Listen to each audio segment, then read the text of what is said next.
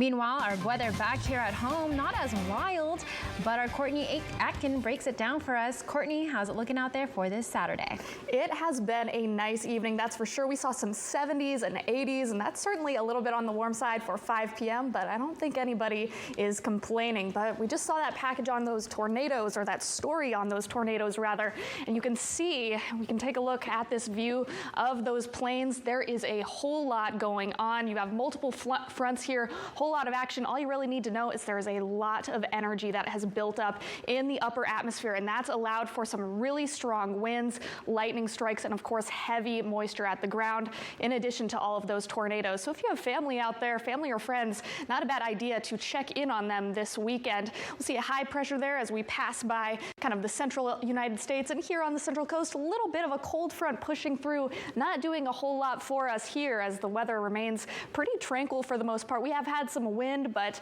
our temperatures have been warming, so a little bit warmer with that wind. But speaking of which, we do still have a gale warning. Now, a gale warning is a wind-related alert, but it doesn't affect us here on land. This is really going to be for the immediate coastal waters about 10 nautical miles out, starting at the peninsula and moving all the way down coastal Monterey County. So within that purple area there, you should know if you are planning on heading out on a boat, make sure it's a capable vessel, especially when it comes to wind and waves, because within that area, there will be gusts of wind up to 40 knots, as well as some high seas. So definitely nothing to mess with, but the immediate coastal waters within Monterey Bay are not affected. So maybe just contain your boat trip to that area. So here's the deal though, looking ahead for the rest of the weekend, inland does stay nice and warm. So if you're liking those 70s and 80s, that'll be some good news for you. However, we do still have some more gusty afternoons in the forecast. That's going to last kind of all the way through the weekend and the beginning of next week. And then the coast will be seasonably cool. So that just means that we're right where we should be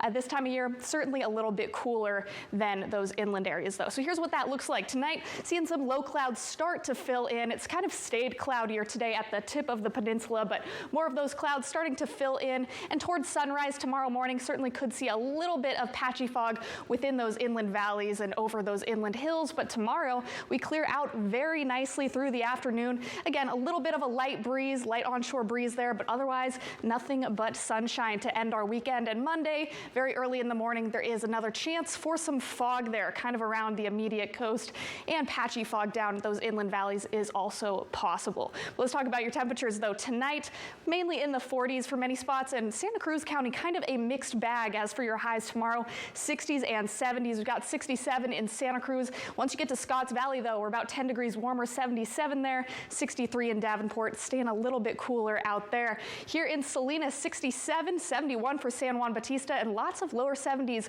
for San Benito and Santa Clara counties. Morgan Hill though will drop back down into those high 60s tomorrow. We've got mid 60s for Prunedale, low 60s, Castroville and Marina barely making it to 60 tomorrow. Some coastal spots will feel ever so slightly cooler tomorrow. We've got higher 60s, Watsonville and Aptos though. So the closer you get to Santa Cruz tomorrow, the more mild the wind will be, or the less wind you'll see really, and the warmer those temperatures will be. Mid to low 60s for much of the peninsula. That's really quite seasonable, really quite normal for this time of the year. And down the Salinas Valley, we have one spot remaining in the low 80s. Bradley, nice and warm day tomorrow. Parkfield and the San Antonio Valley, upper 70s. And then down the Salinas Valley, we slowly drop into the lower 70s. The closer we get to places like Gonzales and Carmel Valley, Big Sur tomorrow, you'll be in the high 60s.